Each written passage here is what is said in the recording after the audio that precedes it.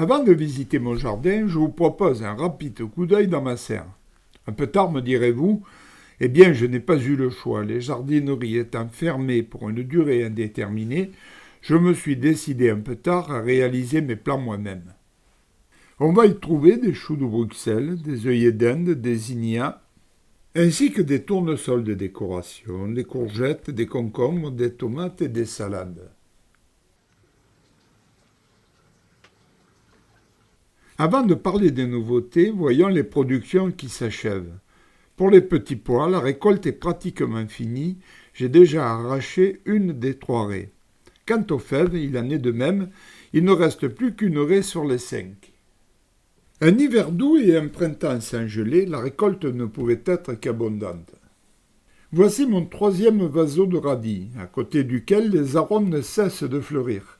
On cueille environ 10 fleurs par jour depuis 3 semaines. Il y en a toujours de nouvelles. Cela fait le bonheur de nos amis et de la famille. Les salades, souvenez-vous, dans ma vidéo du 18 avril, elles encadraient un semis de radis. Je venais juste de les repiquer, comme à mon habitude, sur les côtés d'une butte. Un mois après, elles ont déjà atteint une belle taille. D'ici une dizaine de jours, elles auront doublé. Il s'agit de Batavia Sierra. Une deuxième génération de salades pousse contre mon mur de clôture. Elles prendront la relève lors de la montée des premières. Chaque fois que cela est possible, je produis moi-même ma semence d'oignons blancs. J'ai donc planté des tuteurs et attaché les tiges supportant les futures fleurs. Voilà à quoi ressemblent mes oignons. En Provence, nous appelons cela les cébettes, sous-entendu les oignons frais.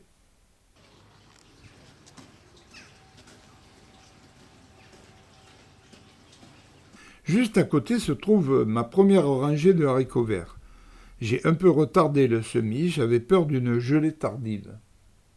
Souvenez-vous, dans une précédente vidéo, j'avais expliqué les avoirs protégés du gel dès la mise en place du semis. J'ai planté une deuxième raie de haricots verts, mais les escargots se sont régalés. Jusqu'à présent, il est impossible de trouver des plants de tomates. J'ai donc planté une raie avec des plants réalisés dans ma serre. J'ai intercalé des plants d'œillets d'Inde afin de les protéger de certains parasites. Quant aux aubergines, voilà ce que j'ai pu trouver, 6 plants seulement.